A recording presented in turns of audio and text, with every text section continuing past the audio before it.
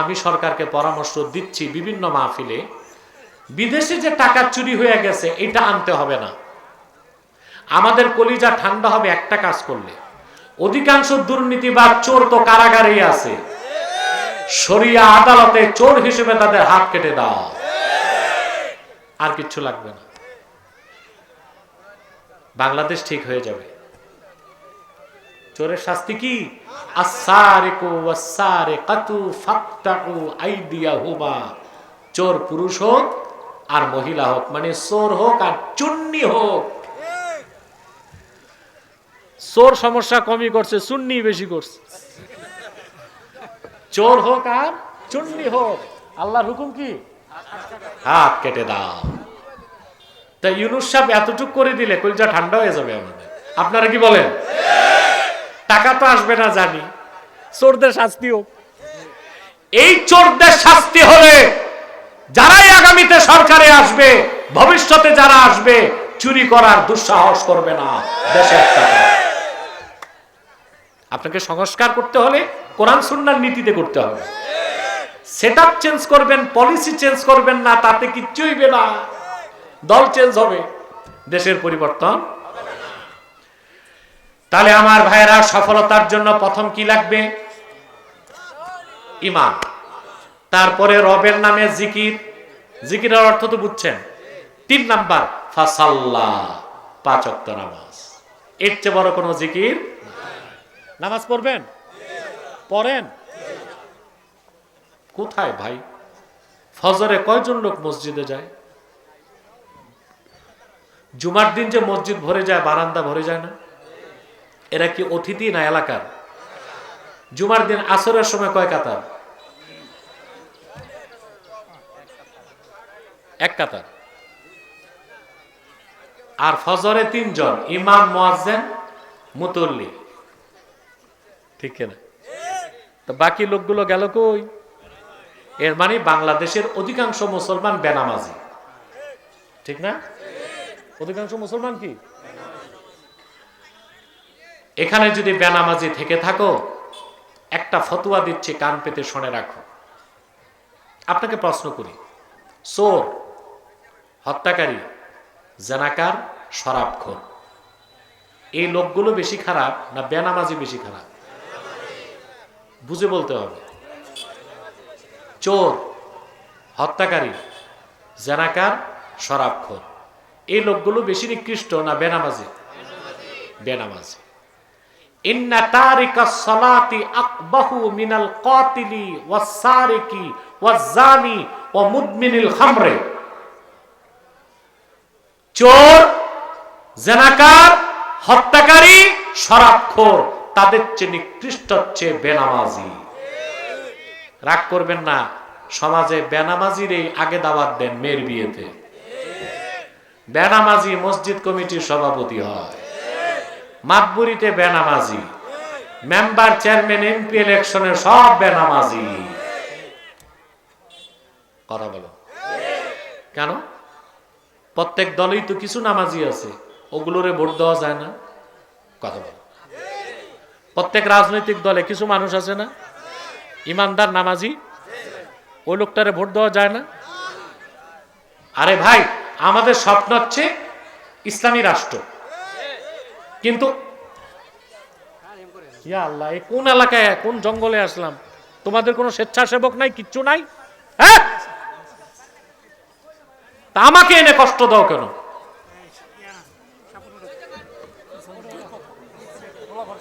আর তোমরা বসো না কেন? এতবার বলতে হয় নাকি একটা কথা? যারা দাঁড়িয়ে আছেন বাবা, বসেন না একটু।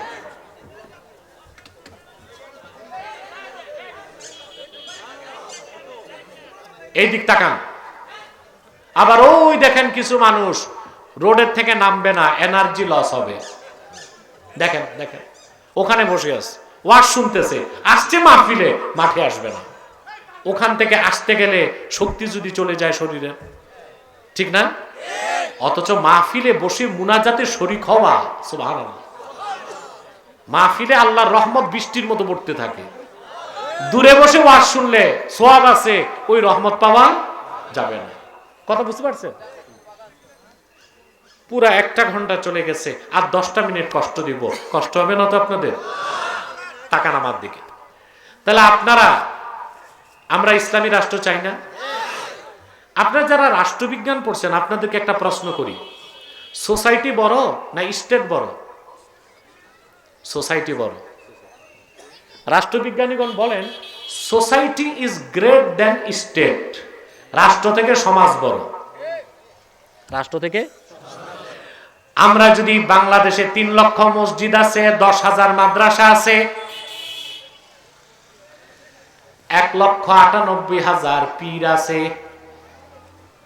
কত? সরকার জরিপ করছে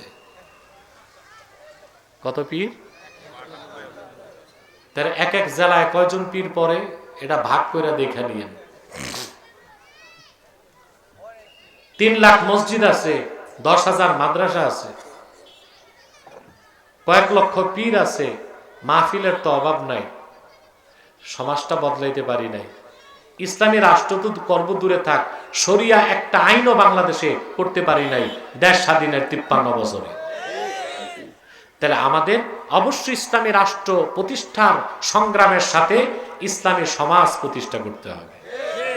অর্থাৎ প্রত্যেকটা মসজিদকে কেন্দ্র করে ওই মহল্লাটাকে একটা ইসলামী সোসাইটি বানাই দিতে হবে।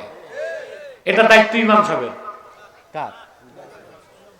একজন ইমাম, জামে মসজিদের ইমাম প্রত্যেক জুমায় 1 ঘন্টা করে ওয়াজ করে, বছরে 52 ঘন্টা। কত? সহজ কথা। 1 বছরে একজন যোগ্য ইমাম তার মহল্লার মানুষকে 52 ঘন্টা ওয়াজ শুনাইতে পারে।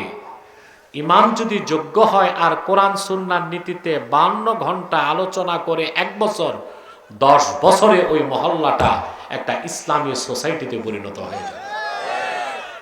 এভাবে যদি 3 লক্ষ মসজিদে কাজ চালু হয়, বাংলাদেশে ইসলামী রাষ্ট্র প্রতিষ্ঠা বাধা দেওয়ার কোনো অপশক্তি নাই পৃথিবীতে।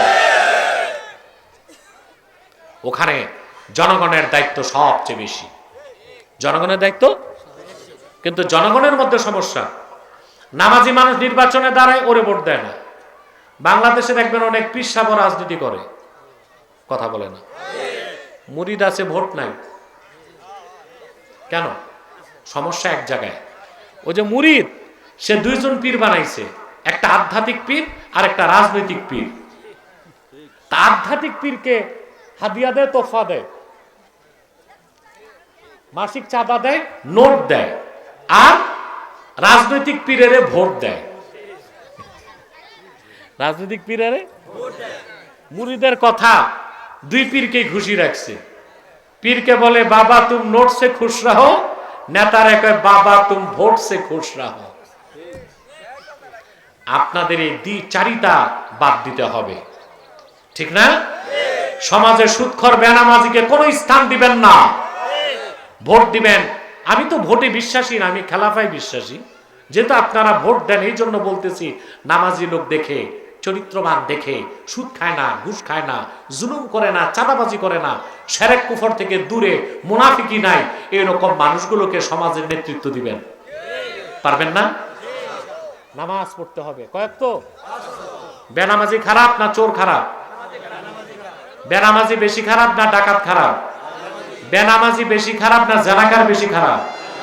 বেনামাজি বেশি খারাপ না শরাবখোর বেশি খারাপ? তাহলে নামাজ আর ছাড়বা? ওয়াদা করেন। ইয়া আল্লাহ, আমি যুবকদেরকে বলছি, বলো ইয়া আল্লাহ, ওয়াদা করছি আজ থেকে 5 ওয়াক্ত নামাজ জামাতের সাথে আদা করব। যদি শয়তানের প্ররোচনায় নামাজ ছুটে যায়, তাৎক্ষণিক তওবা করে নামাজ কাজা হিসেবে আদায় করব। সফল হয়ে যাবেন ভাই, সফল হয়ে যাবেন। সাদাকাল্লাহুল আযীম ওয়া সাদাকা রাসূলুহুন নবিয়ুল কারীম ওয়া নাহনু আলা যালিকা মিনাশ শাহিদিন ওয়াশ শাকিরিন ওয়াল হামদুলিল্লাহি রাব্বিল আলামিন। এ না, বাম পাশ দিয়ে না না না, কেউ উঠবেন না, এখন তো মুনাজাত হবে। আপনারা কত দেরিতে আসছেন দেখেন, লোক আসছে মাশাআল্লাহ ভালোই, কিন্তু আমি যাওয়ার টাইম হয়েছে, ঠিক না? এই খাসলত গুলো বদলান। হ্যাঁ আমুনি